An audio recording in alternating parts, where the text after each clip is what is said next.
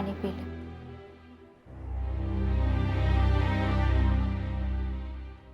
Mummy जी ने कहीं ज नहीं कहा। तने खबर है श्रुति, पप्पानी ગેરહાજરીમાં મોમ એક જ હતી જેણે ક્યારેય પપ્પાની ખોટ સાલવા નથી દીધી।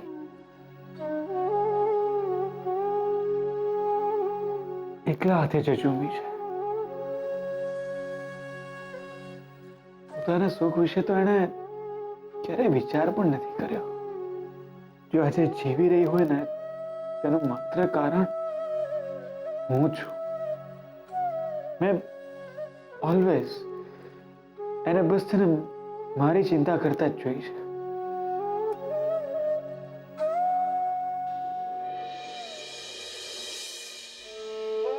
શ્રુતિ, શું મોમને કઈ થઈ ગયું તો? એવું વિચારવાનું પણ નથી। Okay, I am with you always. Hi, doctor, મોમને we are trying our best. તમારી મમ્મીની તબિયત સારી તો ન કહી શકાય, પણ એ ખતરાની બહાર છે। એકવાર હોશ આવી જાય અને બધું જ સારું હશે તો કાલે તમે એમને ઘરે લઈ જઈ શકશો। પણ એક વાત યાદ રાખજો, આજ પછી આવી બેદરકારી ન પોસાય। આપણે કહીએ ને કે સારવાર કરતા સાવચેતી હંમેશા સારી। ઘરે ગયા પછી નિયમિત રીતે ચેકઅપ કરાવતા રહેજો। એક્સરસાઇઝ, દવા બધું નિયમિત રીતે। અને ઇફ યુ ડોન્ટ માઇન્ડ એક નર્સ અપોઇન્ટ કરી લો, શું છે ને પેશન્ટની દેખભાળ કરશે। થેન્ક યુ ડોક્ટર, બટ હવે હું જ મોમની કેર લઈશ અને જ્યારે હું છું તો વિશે કોઈની જરૂર નથી। Are you sure? યસ। અમે મળી શકીએ એમને? ના, હમણાં નહીં। એકવાર હોશમાં આવી જવા દો, એની પછી મળી શકશો। ઓકે। હું હમણાં અહીંયા જ છું, તમને કંઈ પણ કામ હોય તો। અને પ્લીઝ થોડીક ફોર્માલિટીઝ બાકી છે। Yes, sure. Thank you. Mom,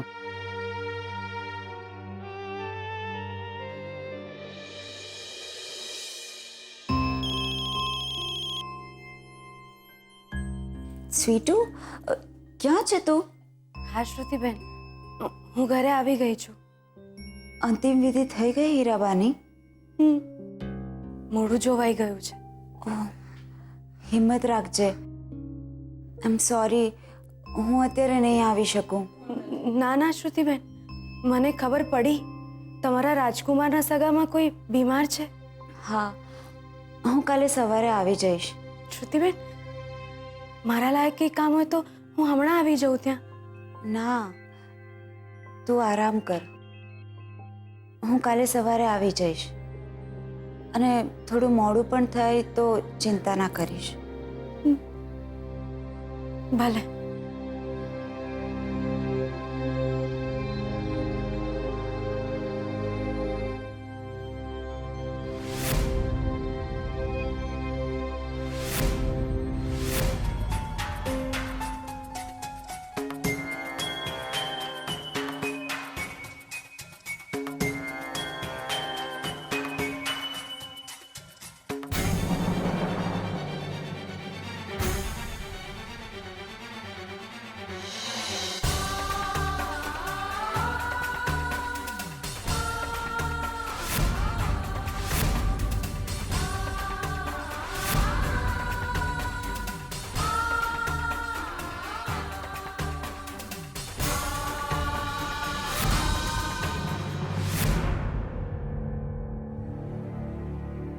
Sarika,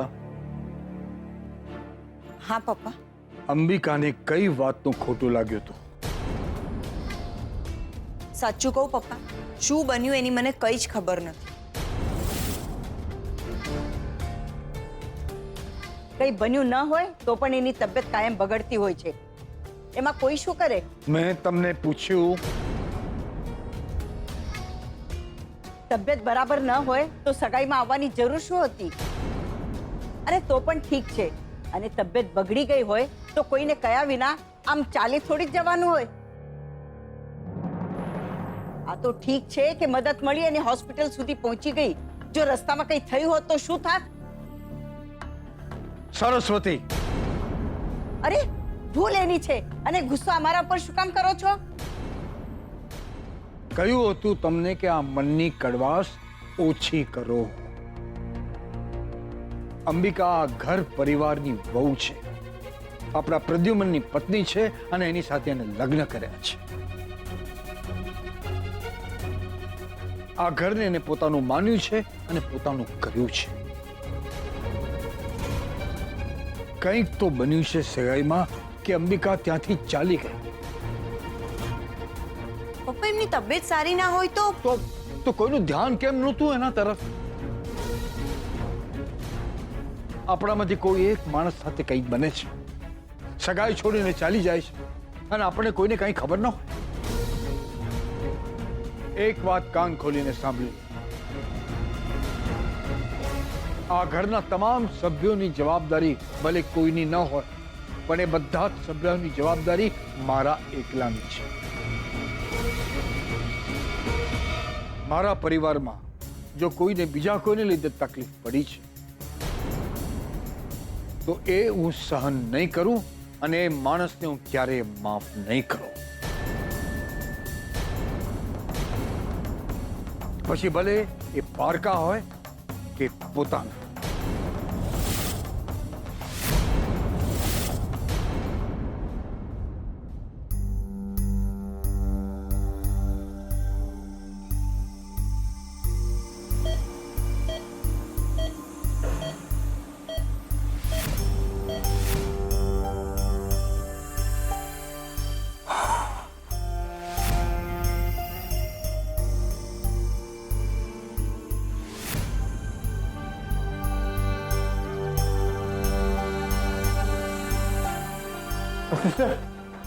mom, પેશન્ટની સ્થિતિ ગંભીર છે, સ્પેશિયાલિસ્ટ ડોક્ટરને બોલાવવા પડશે.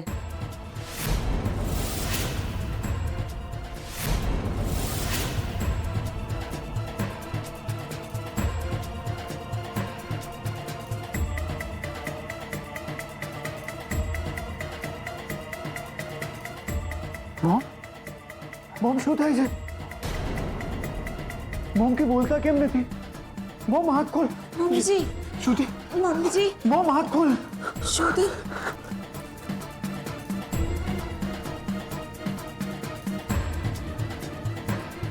મમ્મીજી, મમ્મીજી.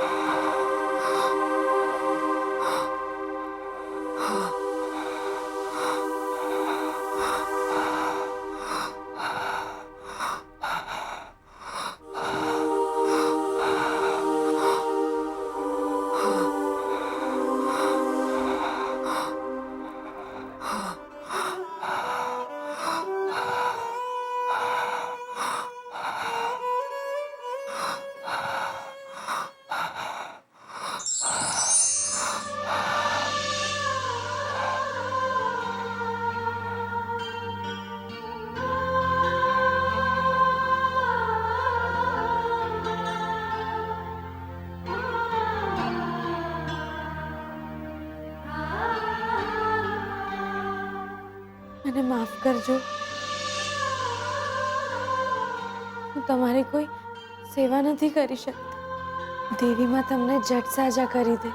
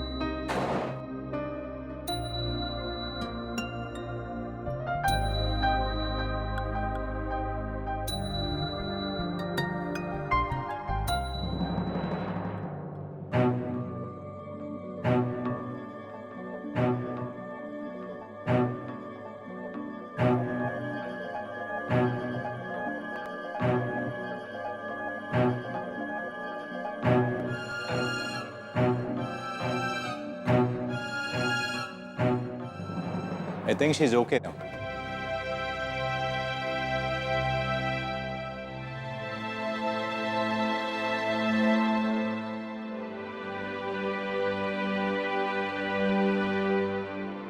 મોમ,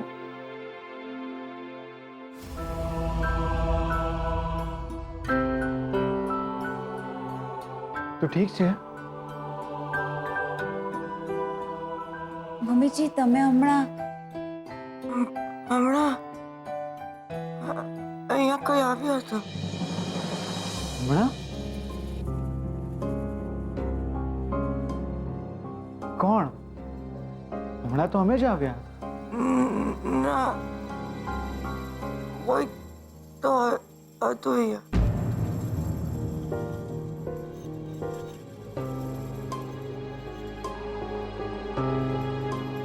હતું કોઈ અહીંયા.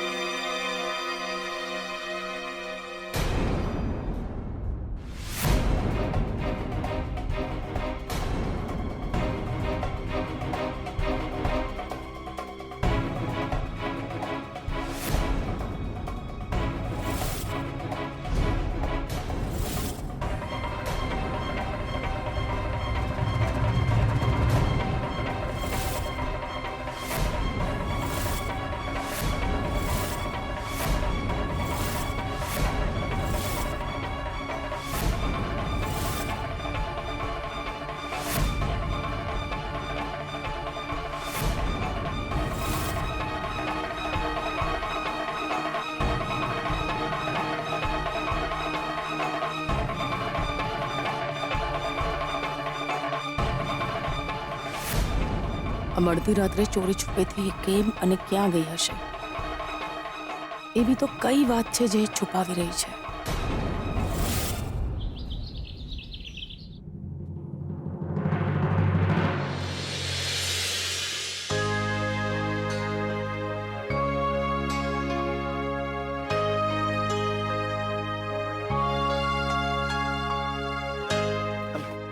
સંભાળ.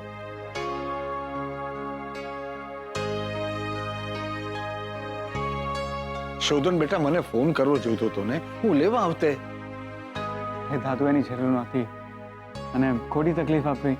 અરે એમાં તકલીફ શાની બેટા? એકચ્યુઅલી ડૉક્ટરે કહ્યું કે મોમને હવે સારું છે અને એમને રજા આપી દીધી તો અમે લેતા આવ્યા. અચ્છા, બહુ સારું કર્યું. હવે આરામ કરજો હા અંબિકા બહુ. સરસ્વતી, માત્ર આરામ નહીં, તકેદારી રાખવાની છે. હા પપ્પાજી, ખરેખર તે તો બહુ જ કર્યું. સતત હાજર રહી છે તું. હા તો આ મારું જ ઘર છે ને, અને મારી ફેમિલી માટે જ તો કર્યું છે. હું રોજ આવીશ તમને મળવા. અને ખબરદાર, જો હવે કોઈ પણ વાતમાં કેરલેસ થયા તો મેડિસિન્સ, ચેકઅપ્સ બધું ટાઈમથી ટાઈમ. ઓકે? હા. સોરી, મારા લીધે તમારી સગાઈ. તમારે સોરી નહીં કહેવાનું. મોટા છો તમે, બસ તમે તમારું ધ્યાન રાખો. હું સાંજે આવીશ. કંઈ પણ કામ હોય તો મને કહેજે. ઓકે?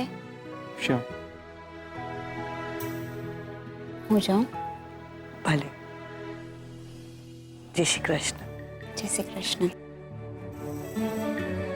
હું જાઉં. ચાલ, હું તને દરવાજા સુધી મૂકી આવું.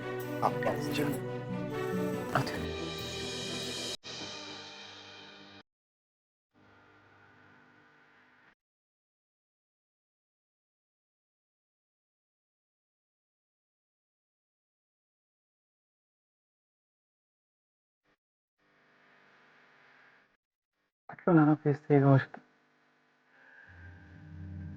ઠીક છે હવે તો. હા બેટા.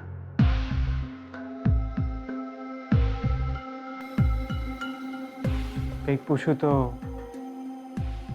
જવાબ આપીશ? શું? સગાઈમાંથી કેમ ચાલી ગઈ હતી તું? શું થયું હતું તને? કંઈ ખોટું લાગ્યું હતું? કેમ અચાનક જ કોઈને પણ કહ્યા વિના? તને કંઈક થઈ ગયું હોત તો માં? મારી દીકરી હશે તમારા ઘરે, એને તકલીફ ન પડવી જોઈએ. અને મારા બોલેલાનો ગુસ્સો જો એની પર ઉતાર્યો ને તો મારી દીકરી તો પાછી આવશે, સાથે તમારા દીકરાને લઈને આવશે. ખરેખર સતત હાજર રહી છે તું. હા તો આ મારું જ ઘર છે ને, અને મારી ફેમિલી માટે જ તો કર્યું છે. માના મનમાં મારા માટે ભારોભાર નફરત છે. અને દીકરી દીકરી મને મમ્મીજી કહીને બોલાવે છે. માની ભૂલની સજા દીકરીને શા માટે આપું? મોમ, મોમ, એક પૂછી રહ્યો છું તને. સગાઈમાં એવું તો કંઈ નહોતું થયું. મારો જીવ ગભરાઈ રહ્યો હતો ને, એટલે મને થયું કે હું ઘરે આવી જાઉં. કેટલું બોલી રહી છું મોમ તું? કોઈક વાત તો છે જે તું મારાથી છુપાવી રહી છે. જેમ તને અણસર આવી જાય છે ને હું કોઈ વાત છુપાવું તો, એમ હું પણ તારો દીકરો છું. કે ને શું થયું તું? મારો દીકરો છે ને, મારા મનની વાત નહીં જાણ. એ શોધી કાઢ કે હોસ્પિટલ સુધી મને કોણ પહોંચાડી ગયું હતું, કોના પગલે હું સાજી થઈ. શોધન, હોસ્પિટલના રૂમમાં કોઈક તો આવ્યું હતું. કયું એનું લખાયું છે આપણા બંનેના માથે, જેના લીધે આજે હું પણ સલામત છું. પંખીડાને આ પિંજરું જૂનું જૂનું લાગે, બહુ રે સમજાવ્યું તોય પંખી નવું પિંજરું માંગે. કઈ સમજ્યા મારી વાકડી મૂછો વાળા પ્રાણનાથ? તમે કઈ સમજ્યા કે નહીં? સમજ્યા બાપુ, પંખીડું નવું પિંજરું માંગે. સાંભળો, તમને આટલો મોટો દલ્લો હાથમાં લાગ્યો છે તો તમારી આ રાણી માટે નવો બંગલો બાંધો કહું છું. ચંદ્રા, મારી રાણી, લઈ આપીશ. ગાડી, બંગલો બધું જ લઈ આપીશ. મને તો પૂરેપૂરી ખબર પણ નથી કે મારા બાપા ઘર મિલકત બધું છુપાવીને બેઠા છે. આ તો પૂરેપૂરી વસિયત વાંચીને ત્યારે ખબર પડી કે મારા બાપા તો મારા બેટા બહુ જબરા હતા. હા, બિચારી બિચારી બાને તો ખબર પણ નહીં હોય. સાચા સસરાજી બહુ પાક્કા હશે, જાજે લાકડે બળ્યા હશે. હા, અરે આ તો સારું થયું કે આ વસિયતનામું આપણા હાથમાં આવી ગયું.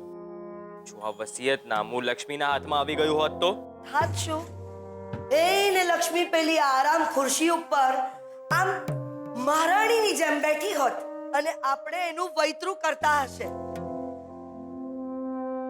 પણ એક વાત છે, આ લક્ષ્મી અકર્મી તો છે જ, હે ને? ના ના, હું કઈ ખોટું કહેતી હોય તો તમે લોકો મને કહો. નાની હતી તો એના મા બાપ ટપકી ગયા, અને મોટી થઈ તો હીરાબા ઉકલી ગયા, અને વર પણ સાથે રહેતો હોય એવું લાગતું નથી. આટલો મોટો દલ્લો મળ્યો પણ એના હાથમાં શું આવ્યું? તંબુરો. એ બિચારીને તો ખબર પણ નહીં હોય કે આ ઘર, મિલકત, ખેતર બધું જ એના નામે છે. લક્ષ્મીને તો ખબર પણ નહીં હોય અને એને ખબર પડવા પણ નહીં દઉં.